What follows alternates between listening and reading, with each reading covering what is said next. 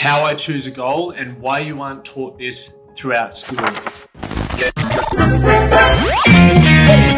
The Man That Can Project podcast, a podcast empowering career-driven men to live more fulfilling lives. We are here to challenge your beliefs, redefine success, and talk about the important stuff in a relatable way. Don't forget to subscribe and leave a review. My name's Lachlan, Stuart. Let's get into it.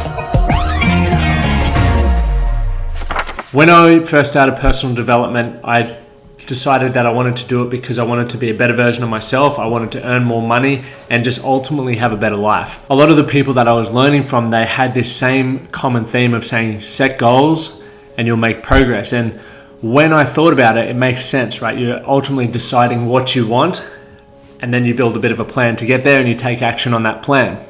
It makes sense. When I started looking to do that, I realized there was a lot of things that I wanted. A goal is ultimately achieving something that you want, something that's going to improve your life, deliver an outcome. So there could be things that make you feel good on the inside, goals that make you feel satisfied, give you purpose. Could be creating a meaningful relationship that in turn makes you feel good.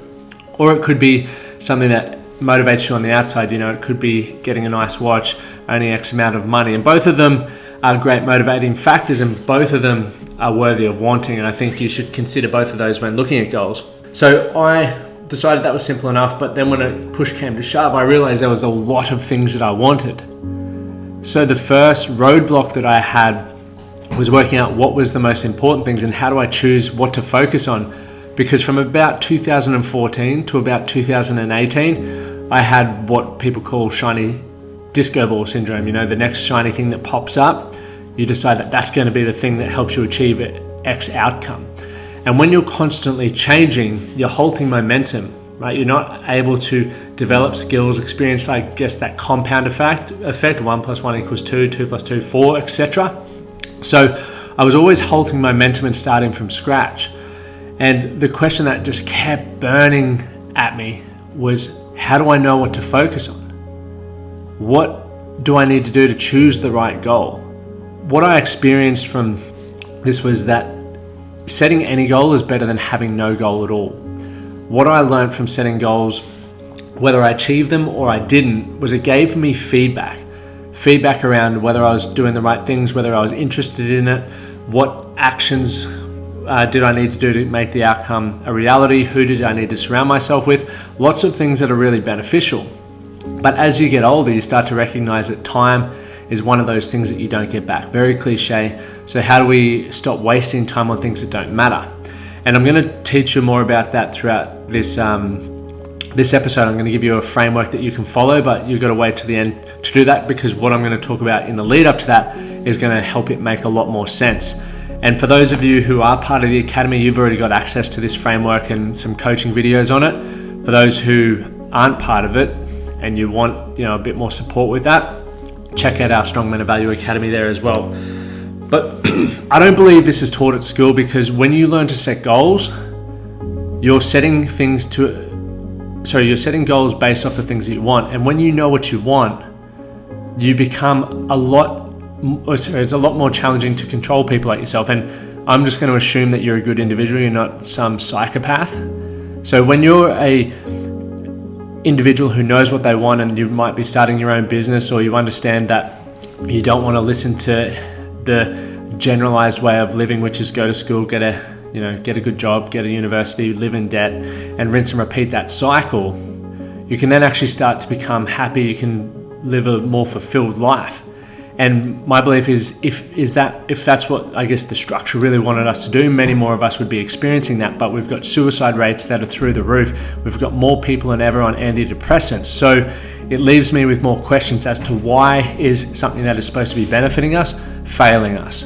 Over the years, as I've worked on setting my own goals, and it's helped me build my own self-esteem, confidence, given me more direction, helped me improve other people's lives, this stuff should be taught at school. And I'm sure you'll agree, once we go to it, you'll go through this framework, you'll be like, it's very simple. Why wasn't I taught this earlier? It's something that I always hear people say, but it's because I guess ultimately they don't want you to be elite. They don't want you to have more ownership over your life. But when you recognize that taking responsibility for your life comes back to using past experiences utilizing those experiences to reflect on what did I like, what didn't I like, where did I sort of fall short, and what can I do to be better that time. And this is one of those processes that doesn't stop. You don't ever get there. You're always continuing to grow, because as you grow, your priorities shift, things around you shift, which means you have to continue to adapt with that. Let's talk about just quickly what happens if you don't have a goal. If you don't have a goal, it means you don't have a desired outcome, really. You may think you do, but if you don't have a plan for it, it's merely just floating around in the air, and someone else will take control of that and tell you what you get. It's why so many people are unhappy. It's why so many people are broke. It's why so many people's relationships are falling apart, because they haven't taken responsibility to designing what that looks like. So common things that we see when you don't have a goal is your life feels meaningless, you lose self-confidence, and you don't understand yourself. Right? And when you're in an uncertain position, you feel anxious, you feel sad, you feel depressed.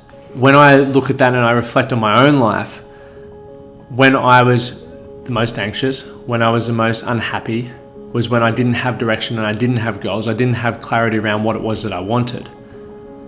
I was just hoping that the next thing that I did would solve my problems. And that's pretty much like gambling.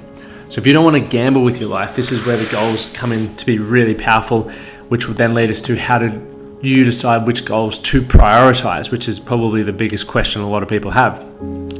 But here's how I do it. I choose the goals that have the biggest impact on getting me where I want to go. So depending on, I guess, the enormity of the goal, people talk about big BHAG goals, big, hairy, audacious goals. It might be 5 years down the track. So if I decide that's what I want to get to, I would probably break that up into milestones. That way I stay motivated. That way I have checkpoints. That way I recognize what skills or systems or people that I need to surround myself with to help support that. Because who you are right now is not who you're going to be when you achieve that outcome. Ultimately, what it first looks like is a vision, and you've probably heard people talking about a vision, and to me it's just, I guess, creating a compelling future. What would that compelling future look like in 5 or 10 years' time? Because when you start getting clear on that, and if you aren't, that's okay. If you've never done this stuff before, you're exactly like where I was, and you can get or build clarity around that. So where it all starts is just think about a few things that you want in a couple of years' time. When I first started in self-development, I knew that whatever I did needed to be able to afford me flexibility in my lifestyle, meaning financially, I needed to be able to have the resources to do what I wanted to do, but also time-wise. I wanted to, if I ever have children, be able to be a stay-at-home dad, or be able to afford myself to be present there. So that guided a lot of my decisions. And as I started to pursue that, externally I achieved more success, but internally it changed who I was as an individual. I recognized a lot of things that I thought I wanted, I didn't actually want. And it really helped me understand more about who I was as an individual. And I think that's the most important part. And that's why I believe any goal is better than no goal. The more goals you start setting, the more information and data you will have to really get clear on what it is that you specifically want. So the current goal that I have, which I'm sure a lot of you guys are going to be following along on YouTube and on the podcast as well for 2024, the big one is the $1 million year. And some milestones for that this year is being able to fly my family overseas, take Amy and I on a nice holiday, and I've got a few KPIs for other business things there that are happening. Other milestones are obviously based around the members that we have, the testimonials that we achieve. So I know that if I'm ticking those off, we're well on track to achieve the financial outcomes that we're looking for. And that goal stands out to me because the more, and I think just even financially, the most goals that people have, if you look at it financially, it frees up time potentially if you do it correctly. I don't want to be a wealthy person who has a lot of money but also carries a lot of stress because I haven't put the right systems in place and I haven't built it from the ground up correctly. But I believe the way that I've built it is going to afford me more time and resources to focus on health, to focus on other areas that are important to me, but it's continuing to build my character. So that's why that is an important goal to me this year. Much like in 2014, when I started this whole bloody journey, the one thing I wanted was to earn $1 million. And obviously here I am talking about it. I haven't achieved that yet.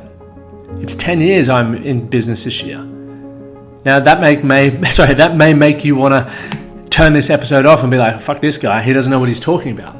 But I've got 10 years worth of highs and lows in business. I've earned multiple six figures, and I've done it in a way where we've got a huge community, flexibility to work. I'm currently living in the US and earn revenue, right? So I've done that correctly. Now I've just got to fine tune it, and knowing what I know now, there would be so many things that I could have done differently to fast track that. And that's why community is so important. That's why we have our academy. But I know that if I achieve that, it's going to help me tick off other goals. So if you've got your list, and I'll quickly go through this, and I'll just give you this bonus thing to get you guys started. But when you get the vision, you're starting to think about, okay, well, what do I want? What are the things that I want to experience? What are the things that I want to have? Who do I want to share them with? What foods do I want to eat? What clothes do I want to wear? Just write a list down of stuff, right? It's not about going, oh, is that too greedy or is that too not? Just write. Right, don't overcomplicate it. Just get the list started. Now, once you've got the list started, then we can put it down into order of importance. But the next cool step, which was a game changer for me, was which of these goals of the important lot that if I achieve it will help me achieve many of the other goals this year. So, for example, I decided I had to choose between whether I was going to do $1 million year in business, or if I was going to run 30 marathons in 30 days from a physical challenge. And I decided to go with $1 million because I believe that once I have that, I've ticked off, plenty more other goals that I had this year, and I'm not going to bore you with all of them.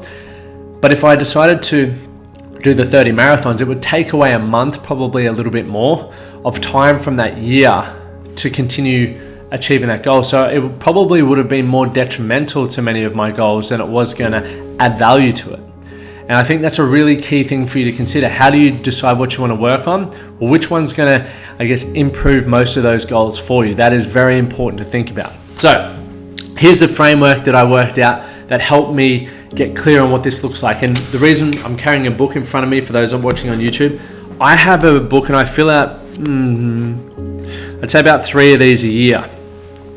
Because what it helps me do is, in my mind, I have lots of thoughts and ideas, and I'm sure you do as well. And so I write them every morning. I write things that are on my mind, thoughts, ideas, and I start dissecting them and trying to understand them. Because when you understand things better, it helps you make sense of them. When you understand things more, or you've made sense of them, you can decide whether it's something you want to pursue or not, right? But if you continue to just leave it be up in your head, well, it's quite overwhelming and you still really don't have any more clarity on it. So you really got to spend that time to do that. But first things first, vision. You need to get a clear and a powerful and compelling vision, something that we help you in the academy with. Secondly, you need to turn that vision into a timeline. People have 10-year visions, 5-year visions, and then you break that down into the next 12 months, quarters, monthlies, all that sort of stuff. I then focus on a 12-month goal. One big goal that I really want to achieve, as I mentioned, it's that $1 million. And I break that down. I've got we have our 12-week game plan that we use within the academy that helps you break that down, and then you just utilize that daily to make sure that you're doing what you said you would do to achieve that outcome. The cool thing about having that is if you achieve it, you know which actions drove the biggest results.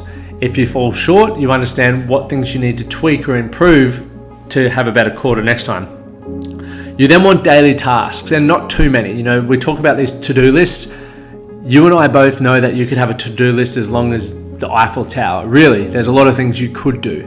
But it's understanding what are the most important things that will, if similar to before, I like The One Thing, the book The One Thing, where they talk about what's the one thing that if I were to achieve only that today, it would make all of, or if not most of them, things that I have on that list redundant. So it helps you prioritize what's really important, getting that done.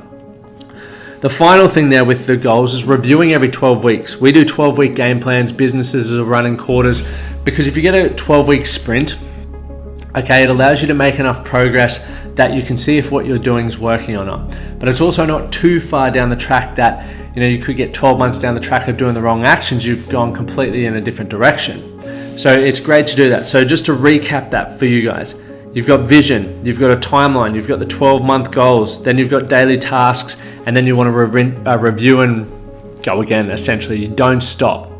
You should always have that next goal in mind, or the things that are really important to you. And ideally, simply put, if you have a compelling future, something that you're trying to create, you will know, right? You will know what things you should be doing.